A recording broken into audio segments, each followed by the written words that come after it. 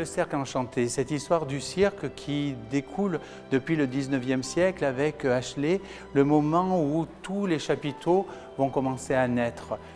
Le cirque, au départ, c'est le cirque stable. C'est le cirque d'hiver qu'on va trouver à Paris avec le cirque Napoléon III qui deviendra le cirque Bouglione. Et puis cette histoire où depuis des années, on se retrouve à rencontrer dans les villes des chapiteaux, des véhicules, des animaux, des parades. Pendant une journée, 3000 personnes vont pouvoir assister au spectacle et voir les plus beaux numéros. Vous avez bien sûr le zoo, les animaux ont toujours été respectés au niveau du cirque, quel que soit ce que l'on peut entendre aujourd'hui. Vous avez les grands noms du cirque avec le cirque Jean Richard qui est un des grands personnages niçois et français du cirque, le grand cirque corse, le cirque Fernando, le Barnum Circus. Tous ces cirques qui venaient tout le long de la villégiature ou même après, même aujourd'hui, pour divertir les grands et les petits. Que serait le cirque sans les clowns? Avec les grands noms des clowns, les Fratellini, Groc, Zavata, Rolf, les Barrios. Que ce soit ce cirque qu'on trouve face à la télé, les Barrios, c'était notre enfance, c'était la piste aux étoiles, ou les Fratellini qui ont fait le tour du monde. Et nous avons la chance d'avoir la malle de Francesco Fratellini et Groc. Groc qui est venu à Nice en 1926, qui va revenir en 1946 et qui va tourner un film qui sera un des grands moments de l'histoire du cirque.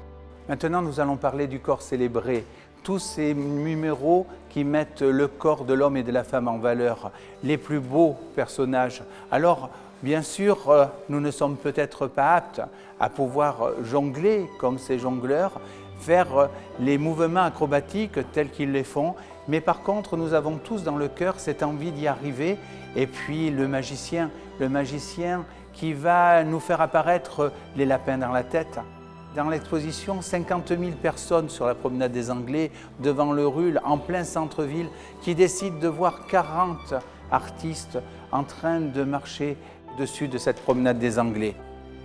Buffalo Bill, l'histoire de l'Amérique qui vient en France, qui vient montrer toute cette histoire de l'Amérique profonde, de cette construction de l'Amérique avec Oakley qui est l'artiste qui tire plus vite que tous les grands chasseurs européens. On a tous ces personnages qui vont faire rêver, là encore, les petits et les grands. Buffalo en 1910, ici, sur son cheval. Et puis les animaux, Buffalo Bill, c'est les chevaux, mais les chevaux, on les retrouve au niveau du cirque, on les retrouve sur la piste. Et puis vous avez les tigres, les fauves, les éléphants. On est en 1947 sur la promenade des Anglais. On a un défilé qui va traverser les voitures, vous voyez, lorsqu'on est sur cette baie des Anges et qu'on regarde les éléphants passer. La dernière salle, c'est le Festival international du cirque. C'est cet hommage que depuis 1974, le prince Régnier III veut mettre pour les artistes. Ces artistes qui se battent, qui prennent des risques et qui, au quotidien, essayent de faire rêver tous les enfants.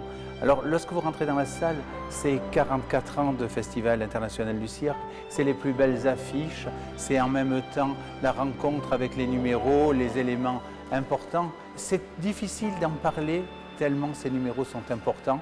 Alors, je vais vous laisser vivre, laisser rêver et je vous attends pour visiter l'exposition.